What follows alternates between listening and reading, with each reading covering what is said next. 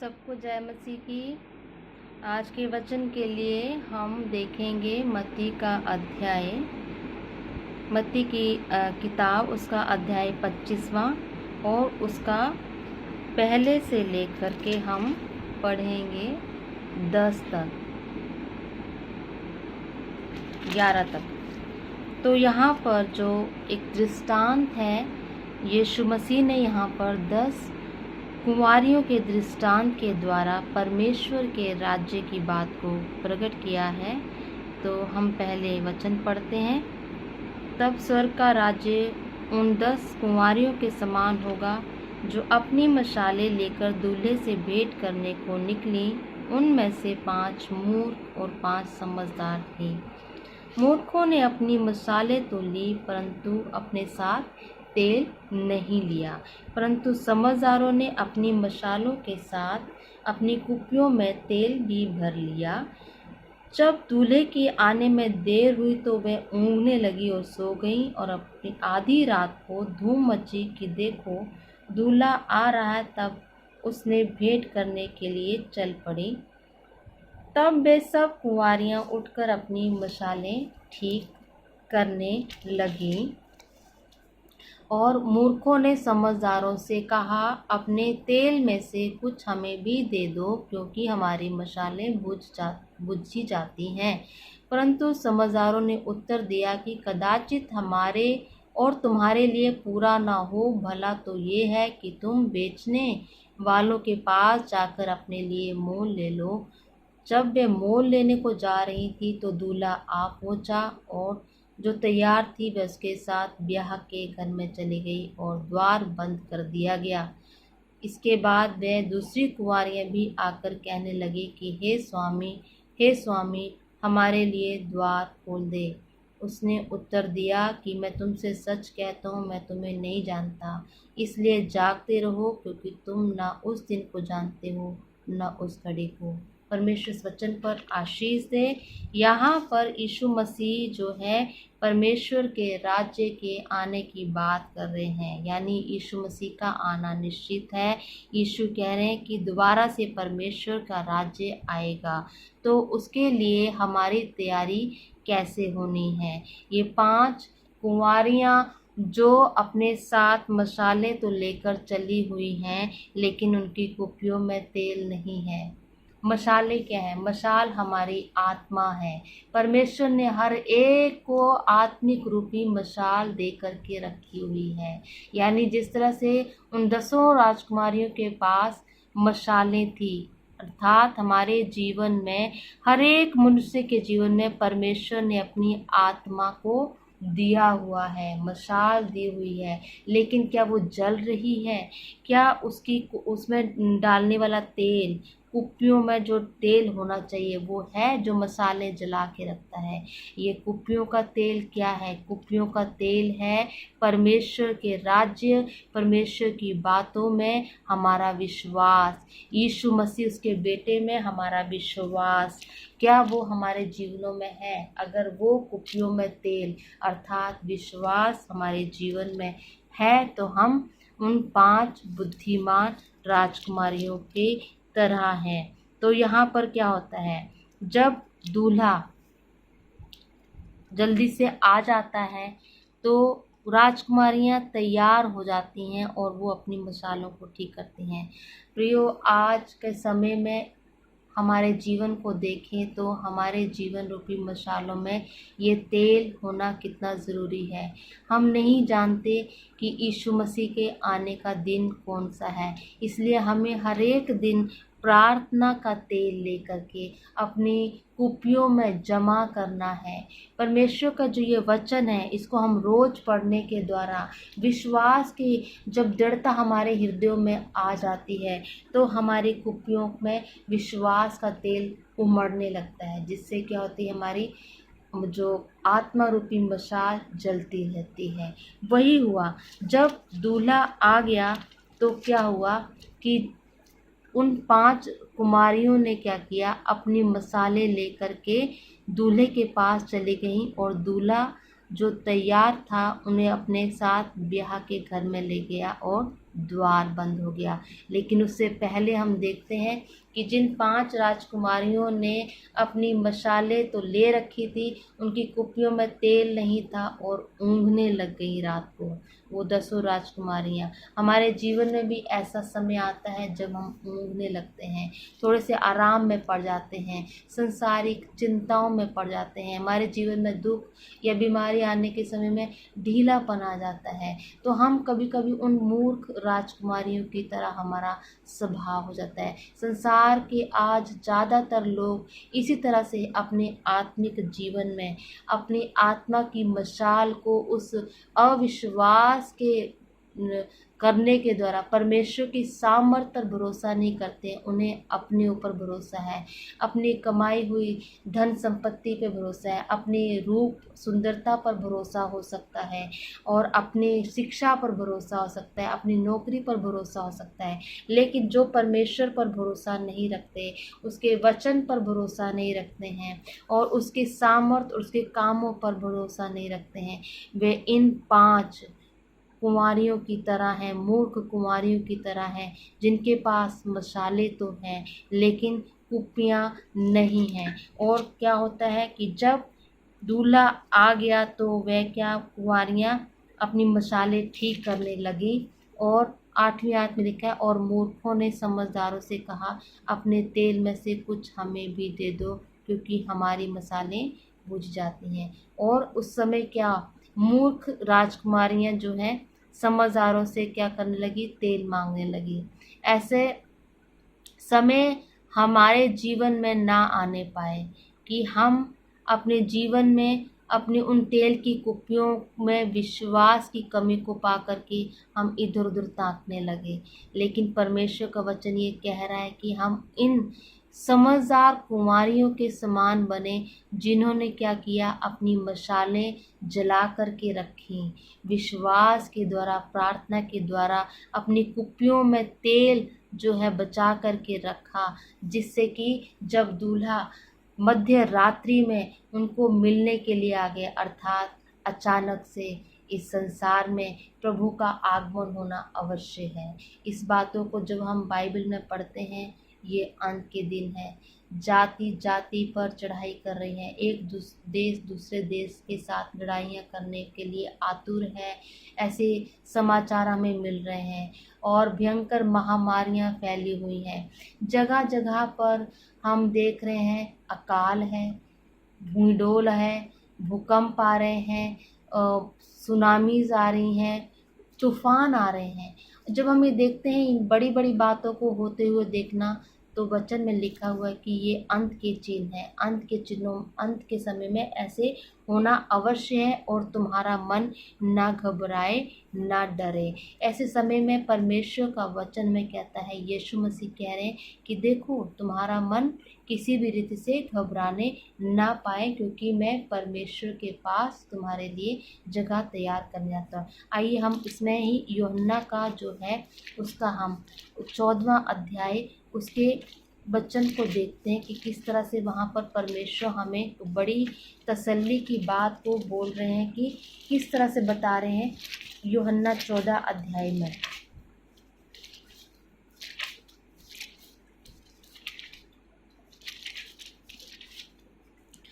पहले से पढ़ेंगे कि तुम्हारा मन व्याकुल ना हो, तुम परमेश्वर पर विश्वास रखते हो, मुझ पर भी विश्वास रखो। मेरे पिता के घर में बहुत से रहने के स्थान है, यदि न होते तो मैं तुमसे कह देता, क्योंकि मैं तुम्हारे लिए जगह तैयार करने जाता हूँ। हम जानते हैं कि यीशु मसीह अपने घर में, पिता के घर में वापस गए हुए हैं। वहाँ वो हमारे लिए, जो उस पर भरोसा रखते हैं, अपने धर्मी जन के लिए, अपनी कलीसिया के लिए, अपने दुल्हन के लिए, वहाँ पर वो रहने के लिए भवन तैयार कर रहे हैं। और यहाँ पर उसके तीसरे वचन में देखते हैं कि उसके आने का वायदा किस तरह से निश्चित है, कि यीशु मसीह हमें लेने के लिए दोबारा से आएंगे। और यदि मैं जाकर तुम्हारे लिए जगह तैयार करूं, तो फिर आकर तुम्हें अपने यहाँ ले जाऊंगा, कि जहाँ मैं रहूं वहाँ तुम भी रहो। यही बातों को जो है प्रभु यीशु मसीह 10 कुंवारियों के दृष्टांत में लोगों के ऊपर प्रकट करना चाह रहे थे, उस समय के लोगों के ऊपर। और आज भी ये दृष्टांत हमारे जीवनों में इस बात को प्रकट करता है कि यीशु मसीह जो है दोबारा से इस संसार में आने वाले हैं, उन्हें लेने के लिए, हमारे जैसे विश्वासियों को लेने के लिए जो यीशु मसीह पर भरोसा रखते हैं कि दोबारा से यीशु मसीह आएगा। और अगर हम जिंदा रहे तो प्रभु यीशु मसीह के साथ जाएंगे, और अगर हम मर भी गए तो भी हमें प्रभु यीशु मसीह में हमारा आत्मा जी उठेगा और प्रभु के साथ ऊपर लिया जाएगा। क्योंकि ये यूहन्ना का 14वां अध्याय उसकी 3री आयत में यीशु मसीह यहाँ पर एक बात को प्रकट कर रहे हैं कि देखो, मैं स्वर्ग में प्रभु पिता के पास जाता हूँ और वहाँ पर तुम्हारे लिए जगह तैयार करता हूँ, और मैं तुम्हें वहाँ से फिर दोबारा लेने के लिए आऊँगा कि जहाँ पर मैं रहूँ वहाँ तुम भी मेरे साथ रह सको। कितना सही बात परमेश्वर ने बताया है कि परमेश्वर का आना, परमेश्वर के राज्य का आना, परमेश्वर के न्याय के दिन का आना प्रकट है। और यहाँ पर वो 5 कुंवारियाँ इस बात को, बुद्धिमान कुंवारियाँ इस बात को समझती हैं। ये बुद्धिमान कुंवारियाँ कौन है? वो विश्वासी जीवन है जो इस बात को जानते हैं कि हाँ, हमें प्रभु यीशु मसीह के आने तक विश्वास में बने रहना है, प्रार्थना करते रहना है, वचन पढ़ते रहना है। उलझाने वाली पाप और रोकने वाली वस्तु, जो कि इब्रानियों के 12 अध्याय की 1 आयत में लिखा है कि आओ हम गवाहों के ऐसे बादल से घिरे हैं, तो हर एक उलझाने वाली वस्तु और रोकने वाली वस्तु, उलझाने वाले पाप से अपने आप को हटा करके कहाँ देखें? विश्वास के कर्ता प्रभु की ओर देखें, उस सिद्ध करने वाले जो विश्वास में हमें सिद्ध करता है प्रभु यीशु मसीह की ओर देखें, जो हमें विश्वास में दृढ़ करेगा। तो हम जो है उन 5 राजकुमारियों की तरह बुद्धिमान ठहरेंगे। यहाँ पर हम वचन में पढ़ते हैं मत्ती के अध्याय में कि परंतु क्या किया? समझदारों ने उत्तर दिया। हमारे जीवन में कई ऐसे समय आ जाएंगे कि हमारे जीवन में लगे कि हमारे कुप्पी का तेल खत्म हो गया, लेकिन ये वचन में बता रहा है कि हम समझदारों के समान जो है अपने तेल को बचा करके रखने वाले बने। हम उस तेल को इधर उधर ना गवा दे, दुख में, पीड़ा में, हताशा में, निराशा में पड़कर, अपने बीमारी के बोझ में दबकर, दुख या चिंता के बोझ में दब कर के हम उस तेल, कुप्पी के तेल को इधर उधर ना छिटका दे, ख़त्म ना कर दे, लेकिन हम दूल्हे के आने तक बड़े विश्वास के साथ बने रहें। क्योंकि जिनके पास तेल नहीं था, उनको तेल नहीं मिलने के कारण वो कहाँ चली गई? संसार की दूसरी बातों में भटक गई और दूल्हा उनको नहीं मिला। और दूल्हे के साथ कौन जा सके? दूल्हे के साथ वो 5 कुंवारियाँ चली गईं जिनके पास तेल था, और कुप्पी में तेल होने के द्वारा वो अपनी मसाले जला करके बैठी हुई थी। और जब दूल्हा आ पहुँचा तो वह तैयार थी और वह उनके साथ शादी के घर में चली गई और द्वार बंद कर दिया गया। हाँ प्रियो, ये हमारा जीवन विश्वास का जीवन है, प्रार्थना का जीवन है, रोज ही वचन पढ़ने का जीवन है।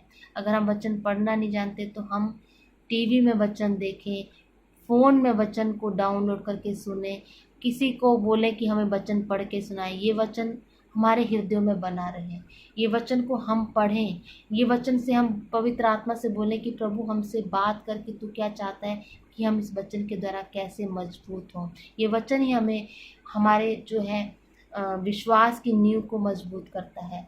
बुद्धिमान पुरुष, बुद्धिमान स्त्री अपना जीवन रूपी घर को इसी वचन के ऊपर सुदृढ़ करते हैं, जबकि मूर्ख कुंवारियों ने अपनी जलती हुई मसालों के लिए विश्वास का वचन नहीं लिया और वे उस परमेश्वर के साथ, दूल्हे के साथ नहीं जा सके। ये वही जन है जो विश्वास की प्रार्थना में नहीं बने रहते हैं, जो दुख और परीक्षा आने के समय में गिर जाते हैं, परीक्षा के समय में विश्वास से पीछे हट जाते हैं। तो हमें प्रियो इस बातों को इस समय सोचना है कि 5 कुंवारियों में से हमारा जीवन 5 समझदारी कुंवारियों के साथ का है या 5 उन मूर्ख कुंवारियों की समानता में हमारा जीवन है। क्योंकि वचन में लिखा है, इसलिए जागते रहो, हम इस 25 अध्याय की 13वीं आयत को जब पढ़ते हैं, इसलिए जागते रहो क्योंकि तुम ना उस दिन को जानते हो ना उस घड़ी को। हम नहीं जानते हैं। यीशु मसीह स्वयं वचन में बोलते हैं कि पुत्र भी नहीं जानता है कि वो दिन वो घड़ी कब आएगी, केवल पिता जानते हैं। केवल पिता जानते हैं पुत्र के आने का समय, इस संसार में प्रकट होने का समय। तो प्रिय, ये किसी को भी पता नहीं है कि कब प्रभु यीशु मसीह ने आना है, कब इस जगत का अंत हो जाएगा। यहाँ वहाँ सब बातें होती रहती हैं, टेलीविजन्स में हम न्यूज़ में सुनते रहते हैं, लेकिन हम नहीं जानते। वचन में यही लिखा है कि हम उस अंत के दिन को नहीं जानते, इसलिए हमें क्या करना है, विश्वास में बने रहना है। हम दोबारा से 14वें अध्याय में जाएंगे, यूहन्ना में। यहाँ पर वचन में लिखा हुआ है कि तुम और मैं जहाँ जाता हूँ तुम वहाँ का मार्ग जानते हो, यानी वो अपने चेलों को बता रहे हैं। ये क्यों बोले कि मार्ग जानते हो, यानी कि जब हम परमेश्वर का ये वचन पढ़ते हैं तो ये परमेश्वर का वचन जो है हमें प्रकट कर देता है कि परमेश्वर कौन है, पुत्र कौन है, प्रभु यीशु मसीह क्यों मारा गया, प्रभु यीशु मसीह अब कहाँ है और दोबारा से वो कैसे आएगा, और विश्वासी का जीवन भी कैसे विश्वास में बना रहेगा। ये सारी बातों को यहाँ पर ये वचन के द्वारा हम सीख पाते हैं। थोमा ने उससे कहा, हे प्रभु, हम नहीं जानते कि तू कहाँ जानता है, तो मार्ग कैसे जाने। थोमा अविश्वास को प्रकट करता है, लेकिन यीशु मसीह कहते हैं कि मार्ग, सच्चाई और जीवन मैं ही हूँ, बिना मेरे द्वारा पिता के पास कोई नहीं पहुँच सकता। यानी कि केवल यीशु ही मार्ग है, यीशु ही जीवन है, यीशु ही सच्चाई है। हम अगर उस पर भरोसा बनाए रखते हैं, अगर हम उसको अपने जीवन का उद्धारकर्ता मानकर उसके पीछे पीछे चलते, उसके फॉलो करते हैं उसके वचन को, और अगर उसके वचन को अपने जीवन में लेते हैं, तभी हम पिता तक पहुंच पाएंगे। यहाँ पर हम 14वें अध्याय के वचन में आगे पढ़ते हैं कि इसमें लिखा हुआ 11वें वचन में, मेरी ही प्रतीति करो कि मैं पिता में हूँ और पिता मुझ में है, नहीं तो मेरे कामों ही के कारण मेरी प्रतीति करो। मैं तुमसे सच सच कहता हूँ कि जो मुझ पर विश्वास रखता है, ये काम जो मैं करता हूँ वह भी करेगा, वरन इनसे भी बड़े काम करेगा, क्योंकि मैं पिता के पास जाता हूँ।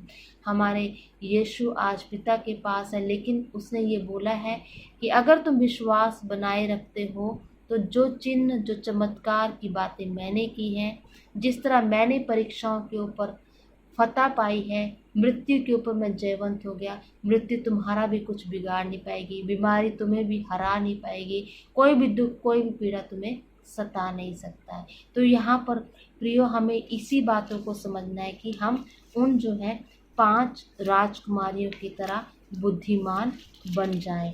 5 राजकुमारियों की तरह हमारा बुद्धि, हमारा विवेक, हमारे जो है हमारे बनने पाए कि हम जो है परमेश्वर के वचन को उन 5 राजकुमारियों की तरह अपनी कुप्पी के तेल को विश्वास से भर लें, आत्मा की मशाल को जलाए रखें, और उसमें जो है हम वचन को लगातार अपने जीवन में लिए रहें, ताकि हमारा विश्वास सुदृढ़ बना रहे, हम यीशु मसीह के पीछे चलने वाले बने, ताकि जीवन में जब भी कोई दुख, कोई पीड़ा, कोई सतावट आती है, हाँ, ये बात तो अवश्य है कि यीशु की परीक्षा हुई है तो हमारे जीवन में भी दुख और पीड़ा आएगी। यीशु मसीह इस संसार में सताए गए हैं, शैतान उनके जीवन में परीक्षाएं लेकर के आया है, उनके जीवन में दुख भोगना था, तो हमें भी दुख भोगने के द्वारा इन बातों से होकर के जाना पड़ेगा, क्योंकि बाइबल में कहीं पर भी नहीं लिखा है कि तुम्हारी परीक्षा नहीं होगी या तुम्हें दुख या पीड़ा नहीं होगी, लेकिन दुख और पीड़ा आने के समय में प्रभु यीशु मसीह ने कहा है कि जो भी दुख आएगा वो तुम प्रार्थना के द्वारा उस पर जय पा सकते हो, वचन पढ़ने के द्वारा तुम उसमें फतह पा सकते हो। हम जब भजन संहिता में देखते हैं तो भजन संहिता में भी लिखा है कि वह दिन और रात परमेश्वर की व्यवस्था पर ध्यान लगाए रहता है। जो भजन संहिता 1 अध्याय उसकी दूसरी और तीसरी आयत में लिखा है, दिन रात उसकी व्यवस्था पर मनन करता है, और ऐसा पुरुष जो भी काम करता है उसके काम सुफल होते हैं, उसके काम सफल होते हैं, उसके पत्ते मुरझाते नहीं, उसको कोई घाव नहीं लगता है, उसको जो है धर्मियों की अदालत में जो है विरोधी नहीं ठहर पाते, लेकिन परमेश्वर जो है, परमेश्वर की अदालत में धर्मी टिके रहेंगे। वो उस धर्मी जन को कोई भी गिरा नहीं सकता है। तो ये कैसे होगा? परमेश्वर की व्यवस्था पे ध्यान लगाने पर, परमेश्वर की व्यवस्था के दिन रात मनन करने के द्वारा। तो हमें सोचना है कि हम उन 5 मूर्ख राजकुमारी की तरह नहीं, लेकिन हमारा विश्वासी जीवन 5 बुद्धिमान राजकुमारियों की तरह, उन कुमारियों की तरह हो, ताकि हम अपनी जीवन की आत्मिक मशालों को विश्वास की कुप्पी में तेल डालने के द्वारा, वचन का तेल डाले रखने के द्वारा प्रज्वलित करते रहे, जलाए रखे, ताकि जब दूल्हा अर्थात यीशु मसीह आता है दोबारा से लेने के लिए, तो हम सब उनके साथ जा सके। प्रभु इस वचनों से हम सभी को आशीषित करे। धन्यवाद। यीशु के नाम में आमीन।